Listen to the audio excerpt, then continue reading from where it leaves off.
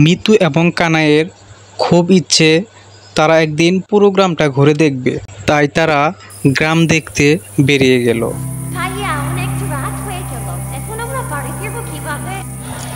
ওই তো একটা ঘর দেখা যায়, চল আমরা ওইখানে আজকের মতো আশ্রয় নেই।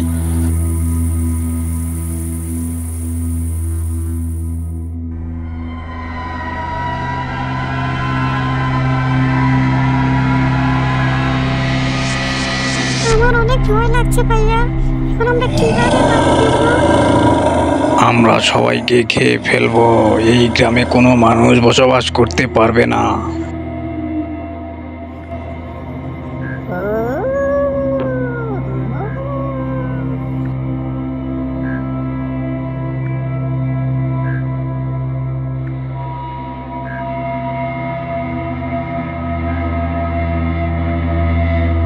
তারপর তারা দৌড়াতে দৌড়াতে গিয়ে অন্য আরেকটি ঘরে আশ্রয় নেওয়ার জন্য ঢুকে গেল। অনেক দিন হয়ে গেল মানুষের রক্ত খাই না, তোরা এসে খুব ভালোই করেছিস। কি রে বাচ্চারা, তোরা তো সারা রাত দেখলাম খুব দৌড়াদৌড়ি করলি, তোদের কি সমস্যা বল আমাকে।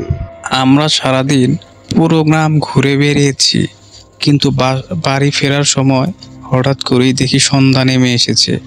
তখন আমরা ভাবলাম একটা বাড়িতে আমরা আশ্রয় নিয়ে থাকি, কিন্তু আমরা যে বাড়িতে আশ্রয় নিতে ঢুকেছি সেখানেই শুধু পেতনি আর পেতনি, সারাটা গ্রাম ভরে গেছে পেতনিতে।